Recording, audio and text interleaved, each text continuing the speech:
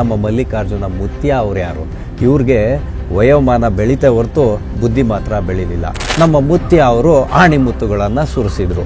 ಆಮೇಲೆ ಏನು ಮಾಡಿಬಿಟ್ರು ಅಂದರೆ ಇದು ವಿವಾದ ಆಗ್ಬಿಡುತ್ತೆ ಅಂತ ಹೇಳೋದಕ್ಕೋಸ್ಕರ ಇವರೊಂದು ಸಿಲ್ಲಿ ಟ್ರಿಕ್ಕನ್ನು ಯಾವಾಗೂ ಉಪಯೋಗ ಮಾಡ್ತಾರೆ, ಒಂದು ಸಣ್ಣದಾದಂಥ ತಂತ್ರಗಾರಿಕೆ. ಇದರಿಂದ ಯಾರಿಗಾದ್ರೂ ಮನಸ್ಸಿಗೆ ನೋವಾಗಿದ್ರೆ ನಾನು ಈ ಕೂಡಲೇ ಕ್ಷಮೆ ಕೇಳ್ತೀನಿ ಅಂತ. ಅಂದರೆ ರೇಷ್ಮೆ ಸೀರೆಯಲ್ಲಿ ಸುತ್ತು ಹೊಡೆದಂಗೂ ಇರಬೇಕು, ಮತ್ತು ಅದು ಚುಚ್ಚಿದವ್ರಿಗೆ ನಾಟದಂಗೂ ಇರಬೇಕು. ಡಿ.ಕೆ. ಶಿವಕುಮಾರ್ ಅವರು ಒಬ್ಬರು ದೈವ ಭಕ್ತರು ಅಂತ ಹೇಳೋದ್ರಲ್ಲಿ ಯಾವುದೇ ಅನುಮಾನ ಇಲ್ಲ. ಹಲವಾರು ಕುಂಭಮೇಳಗಳು ನಡೆದಿದೆ, ಅದರಲ್ಲೆಲ್ಲ ನಿಮ್ಮ ಕಾಂಗ್ರೆಸ್ ನಾಯಕರು ಭಾಗವಹಿಸಲೇ ಇಲ್ವಾ? ನೆಹರು ಆದಿಯಾಗಿ, ಇಂದಿರಾ ಗಾಂಧಿ ಅವರ ಆದಿಯಾಗಿ, ಸೋನಿಯಾ ಮೇಡಮ್ ಅವರ ಆದಿಯಾಗಿ ಎಲ್ಲರೂ ಹೋಗಿ ಬಂದಿಲ್ವಾ?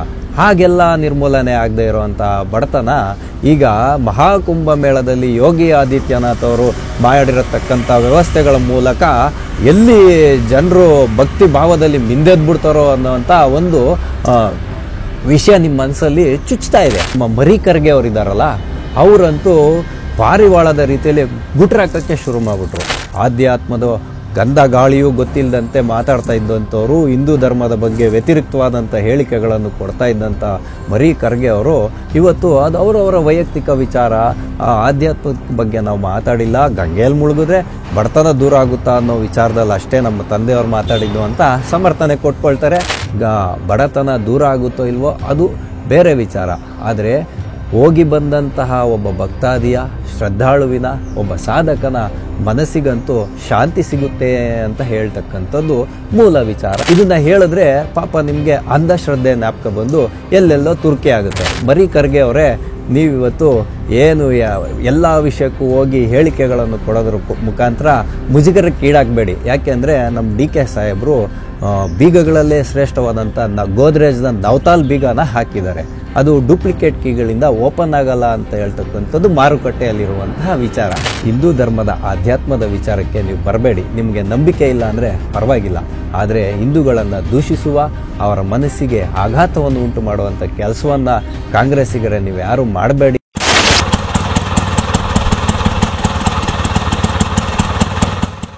ಟಿವಿ ವಿಕ್ರಮದ ಸಮಸ್ತ ವೀಕ್ಷಕರಿಗೆ ಆಟೋವಾಲ ಕಾರ್ಯಕ್ರಮಕ್ಕೆ ಆತ್ಮೀಯವಾದ ಸ್ವಾಗತ. ನಾನು ನಿಮ್ಮ ಜಯಂತ್ ಪಾಂಡೆ. ಸ್ನೇಹಿತರೆ, ಆಟೋವಾಲ ಕಾರ್ಯಕ್ರಮಕ್ಕೆ ನಾವಿಂದು ಆಯ್ದುಕೊಂಡಂತಹ ವಿಷಯ ಮಲ್ಲಿಕಾರ್ಜುನ ಮುತ್ಯನ ಬಾಯಿಗೆ ನವತಾಲ್ ಬೀಗವನ್ನು ಹಾಕಿದ ಡಿ.ಕೆ. ಸಾಹೇಬ. ಏನಪ್ಪ ಇದು ವಿಷಯ ಅಂತ ನಿಮಗೆಲ್ಲ ಅನಿಸ್ಬೋದು. ಸ್ನೇಹಿತರೆ, ವಿಷಯ ತುಂಬ ಸರಳವಾದದ್ದೇ, ಆದರೆ ಅದರ ಫಲಿತಾಂಶ ಇದೆಯಲ್ಲ, ಇದು ಬೃಹತ್ ಮಟ್ಟದ್ದು. ಇದನ್ನೆಲ್ಲ ನಾವು ಆಸಕ್ತಿಯಿಂದ ಕೇಳಿಸ್ಕೊಂಡ್ರೆ ನಮಗೊಂಥರ ಉತ್ಸಾಹನೂ ಸಿಗುತ್ತೆ. ಆದರೆ ನಾವು ಯಾರು ವಿರುದ್ಧ ಮಾತಾಡ್ತಾ ಇದ್ದೀವೋ ಅವ್ರಿಗೊಂದು ಸ್ವಲ್ಪ ಉರಿನೂ ಕೂಡ ಆಗುತ್ತೆ. ಹಾಗಾಗಿ ಇತ್ತೀಚೆಗೆ ಮಧ್ಯಪ್ರದೇಶದಲ್ಲಿ ಮೆಹುನಲ್ಲಿ ನಡೆದಂತಹ ಒಂದು ಸಾರ್ವಜನಿಕ ಸಭೆಯಲ್ಲಿ ನಮ್ಮ ಮಲ್ಲಿಕಾರ್ಜುನ ಮುತ್ಯ ಅವರು ಪೂರ್ವಪರ ಇತಿಹಾಸ ಗೊತ್ತಿದ್ದು ಅಥವಾ ಗೊತ್ತಿಲ್ಲದೆ ಏನಂತ ಹೇಳ್ಬಿಟ್ರು, ಗಂಗಾ ಮೈಯ ಮೇ ಡುಬ್ಕಿ ಲಗಾನೆ ಸೆ ಗರೀಬ್ ದೂರ ಹೋತಾ ಹೈ ಕ್ಯಾ ಅಂತ ಹೇಳಿದ್ರು. ಅಂದರೆ ಗಂಗೆಯಲ್ಲಿ ಮುಳುಗಿದ್ರೆ ಬಡತನ ದೂರ ಆಗುತ್ತಾ? ನಿಮ್ಮ ಮಕ್ಕಳಿಗೆ ಸ್ಕೂಲ್ ಫೀಸ್ ಕಟ್ತಾ ಇದ್ರೆ, ನಿಮ್ಮ ಮಕ್ಕಳು ಉಪವಾಸ ಬಿದ್ದಿದ್ರೆ ನೀವು ಗಂಗೆಯಲ್ಲಿ ಹೋಗಿ ಮಿಂದೆದ್ದು ಬರ್ತೀರಾ? ಜಬ್ ತಕ್ ಕೆ ಲೋಗ್ ಟಿ ವಿ ಮೇ ನೈ ಆತಾ ಹೈ ತಬ್ ತಕ್ ಡುಬ್ಕಿ ಲಗಾತಾ ಹೈ ಅಂತ ಹೇಳಿದರು. ಅಂದರೆ ಎಲ್ಲಿವರೆಗೂ ಇವರು ಟಿ ವಿಯಲ್ಲಿ ಚೆನ್ನಾಗಿ ಕಾಣಿಸ್ಕೊಳ್ಳಲ್ಲ ಅಲ್ಲಿವರೆಗೂ ಮುಳುಗಿ ಹೇಳ್ತಾನೇ ಇರ್ತಾರೆ. ಬರೀ ಒಂದು ಫೋಟೋ ಸೆಷನ್ಸ್ಗೋಸ್ಕರ, ಸುದ್ದಿ ಆಗೋದಕ್ಕೋಸ್ಕರ ಗಂಗಾ ಮಾತೆಯಲ್ಲಿ ತ್ರಿವೇಣಿ ಸಂಗಮದಲ್ಲಿ ಶಾಹಿ ಸ್ನಾನವನ್ನು ಮಾಡ್ತಾರೆ ಅಂತ ಹೇಳುವಂಥ ಅರ್ಥದಲ್ಲಿ ನಮ್ಮ ಮುತ್ಯ ಅವರು ಆಣಿಮುತ್ತುಗಳನ್ನು ಸುರಿಸಿದ್ರು. ಆಮೇಲೆ ಏನು ಮಾಡಿಬಿಟ್ರು ಅಂದರೆ ಇದು ವಿವಾದ ಆಗ್ಬಿಡುತ್ತೆ ಅಂತ ಹೇಳೋದಕ್ಕೋಸ್ಕರ ಇವರೊಂದು ಸಿಲ್ಲಿ ಟ್ರಿಕ್ಕನ್ನು ಯಾವಾಗೂ ಉಪಯೋಗ ಮಾಡ್ತಾರೆ, ಒಂದು ಸಣ್ಣದಾದಂಥ ತಂತ್ರಗಾರಿಕೆಯನ್ನು. ಹೇಳಿ ಕೇಳಿ ಇವರು ಅಡ್ವೊಕೇಟ್ ಅಲ್ವಾ, ಅದಕ್ಕೆ ಏನು ಮಾಡಿದ್ರು ಅಂತ ಹೇಳಿದ್ರೆ ಇದರಿಂದ ಯಾರಿಗಾದ್ರೂ ಮನಸ್ಸಿಗೆ ನೋವಾಗಿದ್ರೆ ನಾನು ಈ ಕೂಡಲೇ ಕ್ಷಮೆ ಕೇಳ್ತೀನಿ ಅಂತ. ಅಂದರೆ ರೇಷ್ಮೆ ಸೀರೆಯಲ್ಲಿ ಸುತ್ತು ಹೊಡೆದಂಗೂ ಇರಬೇಕು, ಮತ್ತು ಅದು ಚುಚ್ಚಿದವ್ರಿಗೆ ನಾಟದಂಗೂ ಇರಬೇಕು. ಇದು ಇವರ ಒಂದು ತಂತ್ರಗಾರಿಕೆ. ಅದು ಹೇಗೂ ಇರಲಿ ಪಕ್ಕಕ್ಕೆ.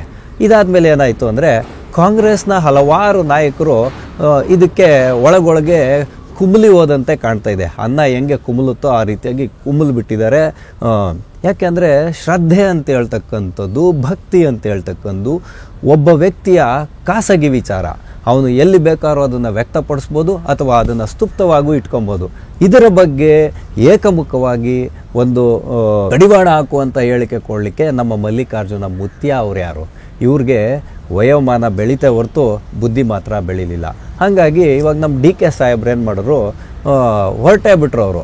ಯಾಕೆಂದರೆ ಅವರು ಭಕ್ತಿ ಭಾವದಲ್ಲಿ ಎಲ್ಲೂ ಕೂಡ ಅವರು ಅಲ್ಪಸಂಖ್ಯಾತರನ್ನು ಓಲೈಕೆ ಮಾಡುವಂತಹ ವಿಚಾರ ಏನಿದೆ ಅದು ರಾಜಕೀಯಕ್ಕೆ ಸಂಬಂಧಪಟ್ಟಿದ್ದು.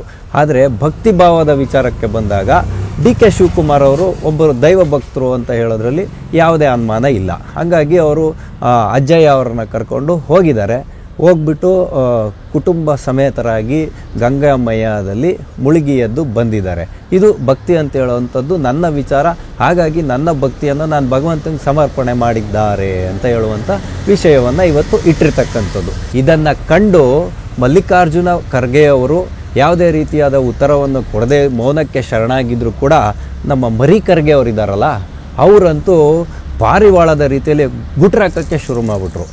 ಆಧ್ಯಾತ್ಮದ ಗಂಧ ಗಾಳಿಯೂ ಗೊತ್ತಿಲ್ಲದಂತೆ ಮಾತಾಡ್ತಾ ಇದ್ದಂಥವರು, ಹಿಂದೂ ಧರ್ಮದ ಬಗ್ಗೆ ವ್ಯತಿರಿಕ್ತವಾದಂಥ ಹೇಳಿಕೆಗಳನ್ನು ಕೊಡ್ತಾ ಇದ್ದಂಥ ಮರಿ ಖರ್ಗೆ ಅವರು ಇವತ್ತು ಅದು ಅವರವರ ವೈಯಕ್ತಿಕ ವಿಚಾರ, ಆಧ್ಯಾತ್ಮದ ಬಗ್ಗೆ ನಾವು ಮಾತಾಡಿಲ್ಲ, ಗಂಗೆಯಲ್ಲಿ ಮುಳುಗಿದ್ರೆ ಬಡತನ ದೂರ ಆಗುತ್ತಾ ಅನ್ನೋ ವಿಚಾರದಲ್ಲಿ ಅಷ್ಟೇ ನಮ್ಮ ತಂದೆಯವರು ಮಾತಾಡಿದ್ದು ಅಂತ ಸಮರ್ಥನೆ ಕೊಟ್ಕೊಳ್ತಾರೆ. ಪಾಪ ಅದು ಅವರ ಬರ್ನಾಲ್ನ ವಿಷಯ, ಅದು ನಮಗೆ ಬೇಡ, ಅದು ಬದಿಗೆ ಸರ್ಸೋಣ. ಇದು ಬಿಟ್ಟು ಇನ್ನೊಬ್ಬರು ಶಾಸಕರು, ಅವರು ಕೋಲಾರದ ಕಡೆ ಏನೋ ಮಂಜುನಾಥ್ ಅನ್ನೋರು ಇರಬೇಕು, ಅವರು ಕೂಡ ಒಂದು ಹೇಳಿಕೆಯನ್ನು ಇತ್ತೀಚೆಗೆ ಕೊಟ್ಟಿದ್ದರು. ಕುಂಭಮೇಳಕ್ಕೆ ಹೋಗಿ ಬಂದಂಥ ವ್ಯಕ್ತಿಯಲ್ಲಿ ಬೇರೆಯದ್ದೇ ಆದಂತಹ ಒಂದು ಮನಸ್ಸು ಉನ್ನತ ಮಟ್ಟಕ್ಕೆ ಹೋಗುತ್ತೆ. ಹಾಗಾಗಿ ಯಾರ್ಯಾರು ಕುಂಭಮೇಳಕ್ಕೆ ಹೋಗ್ತಿರೋ ಹೋಗಿ ನಾನೇ ಒಂದು ಬಸ್ಸನ್ನು ಮಾಡಿ ಕಳಿಸ್ಕೊಡ್ತೀನಿ ಉಚಿತವಾಗಿ ಅಂತ ಹೇಳುವಂಥ ಹೇಳಿಕೆಯನ್ನು ಕೊಟ್ಟಿದ್ದರು. ಮಲ್ಲಿಕಾರ್ಜುನ್ ಮುತ್ಯ ಅವರೇ, ಅವತ್ತೇ ನಾವು ಮಾತಾಡಬೇಕಾಗಿತ್ತು, ಆದರೆ ಕಾದು ನೋಡುವ ತಂತ್ರವನ್ನು ಮಾಡಿ ಇವತ್ತು ಈ ಮೂಲಕ ನಿಮಗೆ ಉತ್ತರವನ್ನು ಕೊಡ್ತಾ ಇರ್ತಕ್ಕಂಥದ್ದು. ಹಾಗಾಗಿ ಮಲ್ಲಿಕಾರ್ಜುನ್ ಮುತ್ಯ ಅವರೇ, ನೀವಿಲ್ಲಿ ತುಂಬ ಆಳವಾಗಿ ನೆನ್ಪಿಟ್ಕೊಳ್ಬೇಕಾಗಿರುವಂತಹ ಒಂದು ವಿಷಯ ಇದೆ. ಯಾಕೆಂದರೆ ಭಾರತ ಸ್ವತಂತ್ರ ಆಗಿದ್ದು 1947ನೇ ಇಸ್ವಿಯಲ್ಲಿ. ಅಲ್ಲಿಂದ ಇಲ್ಲಿವರೆಗೂ ಹಲವಾರು ಕುಂಭಮೇಳಗಳು ನಡೆದಿದೆ. ಅದರಲ್ಲೆಲ್ಲ ನಿಮ್ಮ ಕಾಂಗ್ರೆಸ್ ನಾಯಕರು ಭಾಗವಹಿಸಲೇ ಇಲ್ವಾ?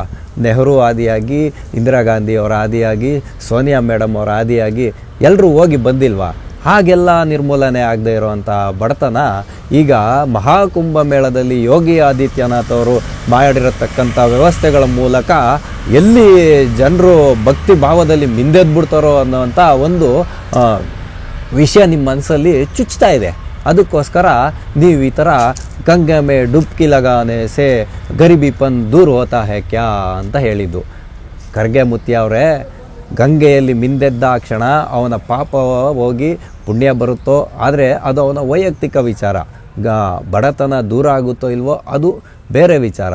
ಆದರೆ ಹೋಗಿ ಬಂದಂತಹ ಒಬ್ಬ ಭಕ್ತಾದಿಯ, ಶ್ರದ್ಧಾಳುವಿನ, ಒಬ್ಬ ಸಾಧಕನ ಮನಸ್ಸಿಗಂತೂ ಶಾಂತಿ ಸಿಗುತ್ತೆ ಅಂತ ಹೇಳ್ತಕ್ಕಂಥದ್ದು ಮೂಲ ವಿಚಾರ ಇಲ್ಲಿರ್ತಕ್ಕಂಥದ್ದು. ಅದು ನಿಮ್ಮಿಂದ ದೂರವಾದಂತಹ ವಿಚಾರ. ಯಾಕೆ ಅಂದರೆ ಮನುಷ್ಯನಲ್ಲಿ 3 ನಾಡಿಗಳು ಪ್ರವಹಿಸ್ತವೆ. ಒಂದು ಗಂಗೆಯನ್ನು ಪ್ರತಿನಿಧಿಸುತ್ತೆ, ಇನ್ನೊಂದು ಯಮುನೆಯನ್ನು ಪ್ರತಿನಿಧಿಸುತ್ತೆ, ಇನ್ನೊಂದು ಸುಷುಮ್ನ ನಾಡಿ ಬಂದು ಗುಪ್ತಗಾಮಿನಿಯಾಗಿ ಹರಿಯುವಂತಹ ಸರಸ್ವತಿ ನದಿಯನ್ನು ಪ್ರತಿನಿಧಿಸುತ್ತೆ. ಈ 3 ನಾಡಿಗಳು ಯಾವಾಗ ರಿಫ್ರೆಶ್ ಆಗ್ತವೋ ಆವಾಗ ಮನುಷ್ಯನಲ್ಲಿ ತೇಜಸ್ಸು ಬರುತ್ತೆ ಅಂತ ಹೇಳ್ತಕ್ಕಂಥದ್ದು ಕುಂಭಮೇಳದ ಒಂದು ಮೂಲ ವಿಚಾರ ಇರ್ತಕ್ಕಂಥದ್ದು. ಇದನ್ನು ಹೇಳಿದ್ರೆ ಪಾಪ ನಿಮಗೆ ಅಂಧಶ್ರದ್ಧೆ ಜ್ಞಾಪಕ ಬಂದು ಎಲ್ಲೆಲ್ಲೋ ತುರ್ಕಿ ಆಗುತ್ತೆ. ಆ ವಿಷಯಕ್ಕೆ ನಾನು ಹೋಗಲ್ಲ. ಹಾಗಾಗಿ ಇದನ್ನು ಇಲ್ಲಿಗೆ ಬಿಡೋಣ. ಮತ್ತು ಮರಿ ಖರ್ಗೆ ಅವರೇ, ನೀವಿವತ್ತು ಏನು ಎಲ್ಲ ವಿಷಯಕ್ಕೂ ಹೋಗಿ ಹೇಳಿಕೆಗಳನ್ನು ಕೊಡೋದ್ರ ಮುಖಾಂತರ ಮುಜುಗರಕ್ಕೆ ಈಡಾಗಬೇಡಿ. ಯಾಕೆಂದರೆ ನಮ್ಮ ಡಿ.ಕೆ. ಸಾಹೇಬರು ಬೀಗಗಳಲ್ಲೇ ಶ್ರೇಷ್ಠವಾದಂಥ ಗೋದ್ರೇಜ್ನ ನವತಾಲ್ ಬೀಗನ ಹಾಕಿದ್ದಾರೆ. ಅದು ಡೂಪ್ಲಿಕೇಟ್ ಕೀಗಳಿಂದ ಓಪನ್ ಆಗಲ್ಲ ಅಂತ ಹೇಳ್ತಕ್ಕಂಥದ್ದು ಮಾರುಕಟ್ಟೆಯಲ್ಲಿರುವಂತಹ ವಿಚಾರ. ಹಾಗಾಗಿ ನೀವು ರಿಲ್ಯಾಕ್ಸ್ ಮೋಡಲ್ಲಿ ನಿಮಗೆ ಯಾವ ಒಂದು ಸಚಿವ ಸ್ಥಾನವನ್ನು ಕೊಟ್ಟಿದ್ದಾರೋ ಅದರ ಕೆಲಸ ಕಾರ್ಯಗಳನ್ನು ಮಾಡೋದ್ರ ಮುಖಾಂತರ ನಿಮ್ಮ ಕೆಲಸಗಳನ್ನು ನೋಡ್ಕೊಳ್ಳಿ. ಹಿಂದೂ ಧರ್ಮದ ಆಧ್ಯಾತ್ಮದ ವಿಚಾರಕ್ಕೆ ನೀವು ಬರಬೇಡಿ. ನಿಮಗೆ ನಂಬಿಕೆ ಇಲ್ಲ ಅಂದರೆ ಪರವಾಗಿಲ್ಲ, ಆದರೆ ಹಿಂದೂಗಳನ್ನು ದೂಷಿಸುವ, ಅವರ ಮನಸ್ಸಿಗೆ ಆಘಾತವನ್ನು ಉಂಟು ಮಾಡುವಂಥ ಕೆಲಸವನ್ನು ಕಾಂಗ್ರೆಸ್ಸಿಗರೇ ನೀವು ಯಾರೂ ಮಾಡಬೇಡಿ ಅಂತ ಹೇಳುವಂಥ ವಿಚಾರದೊಂದಿಗೆ ಆಟೋವಾಲ ಕಾರ್ಯಕ್ರಮವನ್ನು ನಾವಿಂದು ಮುಗಿಸ್ತಾ ಇದ್ದೇವೆ. ಮುಂದೆ ಇಂತಹದ್ದೇ ಒಂದು ಕುತೂಹಲಕಾರಿಯಾದ ವಿಷಯದೊಂದಿಗೆ ನಾವೆಲ್ಲರೂ ಮತ್ತೆ ಭೇಟಿಯಾಗೋಣ. ಅಲ್ಲಿಯವರೆಗೂ ಟಿವಿ ವಿಕ್ರಮವನ್ನು ಸಬ್ಸ್ಕ್ರೈಬ್ ಮಾಡುವುದರ ಮುಖಾಂತರ, ನಿಮ್ಮ ಸದ್ವಿಚಾರಗಳನ್ನು ಕಾಮೆಂಟ್ ಮಾಡುವುದರ ಮುಖಾಂತರ ಹಾಗೂ ಶೇರ್ ಮಾಡುವುದರ ಮುಖಾಂತರ ನಮ್ಮನ್ನು ಪ್ರೋತ್ಸಾಹಿಸಿ. ಟಿವಿ ವಿಕ್ರಮ, ದೇಶ ನಿಮ್ಮ ಕೈಯಲ್ಲಿ. ಈ ಕಾರ್ಯಕ್ರಮ ನಿಮಗೆ ಇಷ್ಟ ಆಗಿದ್ದಲ್ಲಿ ಲೈಕ್, ಶೇರ್ ಹಾಗೂ ಕಮೆಂಟ್ ಮಾಡಿ. ಟಿವಿ ವಿಕ್ರಮದ ಕಾರ್ಯಕ್ರಮಗಳನ್ನು ನಿರಂತರವಾಗಿ ವೀಕ್ಷಿಸಲು ಸಬ್ಸ್ಕ್ರೈಬ್ ಮಾಡಿ, ಬೆಲ್ ಐಕನ್ ಒತ್ತಿ.